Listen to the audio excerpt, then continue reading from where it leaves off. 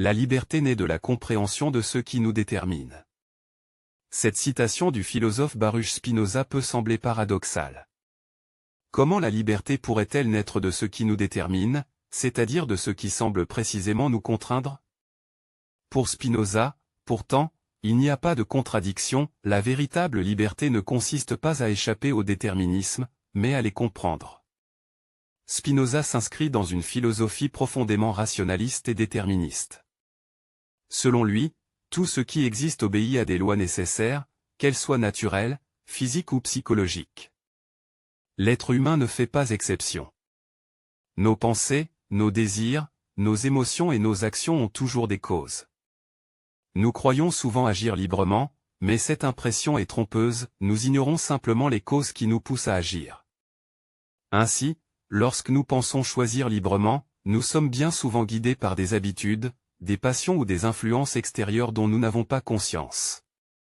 C'est précisément là que Spinoza redéfinit la liberté. Être libre ne signifie pas agir sans cause, ce qui serait impossible, mais agir en comprenant les causes qui nous déterminent. Tant que nous sommes dominés par nos passions, la colère, la peur, le désir excessif, nous sommes dans un état de servitude. Ces passions nous traversent et nous gouvernent sans que nous les maîtrisions.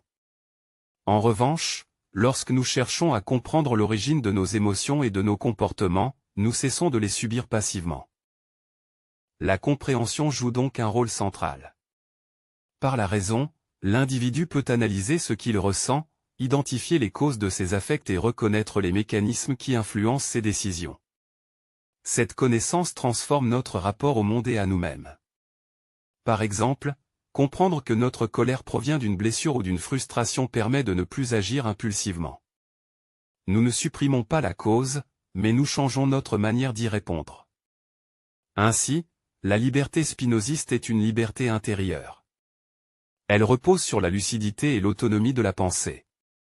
Plus nous comprenons les lois qui régissent la nature et notre propre esprit, plus nous devenons capables d'agir selon notre nature rationnelle plutôt que sous l'emprise des passions. La liberté est donc un processus, un effort constant de connaissance de soi et du monde.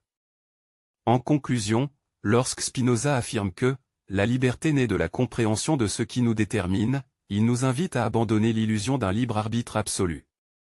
Il nous propose une conception exigeante mais émancipatrice de la liberté. Être libre, ce n'est pas échapper au déterminisme, mais les comprendre pour mieux agir. C'est par la connaissance et la raison que l'homme accède à une liberté véritable, fondée sur la lucidité plutôt que sur l'illusion.